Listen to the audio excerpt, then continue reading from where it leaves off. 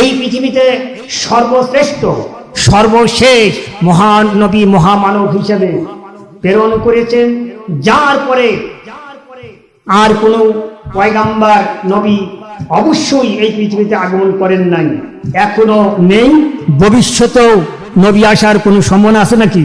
নাই। আমরা সেই নবীর উম্মত হতে পেরে আমরা খুশি না বেজার? আমরা খুশি, আলহামদুলিল্লাহ। আমি নিজেও খুশি। এত সুন্দর একটা বরকত মাহফিল।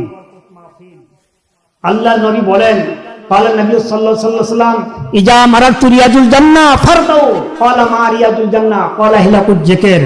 নবীজি বলছেন, তোমরা যখন জান্নাতে রিয়াজুল জান্নাতের আশেপাশে চলাফেরা করো, ফারতাও, সেখানে গোড়া গোড়া বাদ দিয়ে বসে যাও।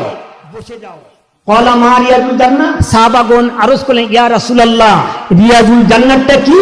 নবীজি বললেন, قال النبي صلى الله عليه وسلم, নবী বললেন, হিলাকুল যিকির, যেখানে কোরআনুল হাকিম থেকে আলোচনা করা হয়, আমার রাসূলের জীবন সম্পর্কে আলোচনা করা হয়, বিভিন্ন সেমিনারে ইসলামী আলোচনা করা হয়, জিকির আজকার করা হয়, কোরআন তেলাওয়াত করা হয়, সেটা হলো রিয়াজুল জান্নাহ। মানে সুবহানাল্লাহ।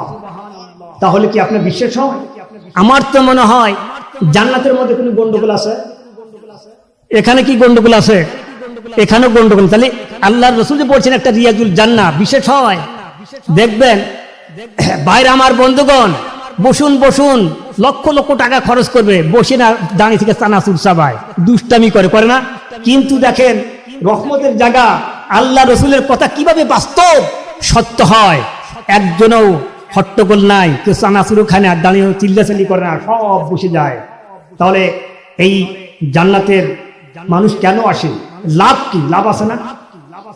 নবীজি বলছেন যে বুখারী শরীফে লেখা আছে, যখন এরকম কোরআনের মাহফিল হয়, জমিনে যখন কোরআনের মাহফিল হয়, ফেরেশতারা, রহমতের ফেরেশতারা চতুর্দিক থেকে মাহফিলের চতুর্দিকে দণ্ডায়মান হয়ে যায়। এবার এই ফেরেশতারা মাহফিলের চতুর্দিক ঘিরে রেখে একদম করে আরশে আজিম পর্যন্ত আল্লাহ তাআলার দরবারে চলে যান। আল্লাহ পাক বলবেন, ফেরেশতারা, তোমরা কেন এখানে এসছো? কি খবর নিয়ে এসছো? সহিহ বুখারী শরীফে লেখা আছে, আল্লাহ পাক বলবেন, ও আমার ফেরেশতারা, জমিনে কি খবর নিয়ে এসছো? তোমরা কেন এসছো? এবারে ফেরেশতারা বলবেন, রব্বুল আলামিন ঐতিহ্যবাহী রামসার গাতি মাদ্রাসার উন্নয়ন কল্পে এই তাফসীরুল কোরআন মাহফিলে শত শত মানুষ, হাজার হাজার মানুষ তারা এসে বসে গেছে। তারা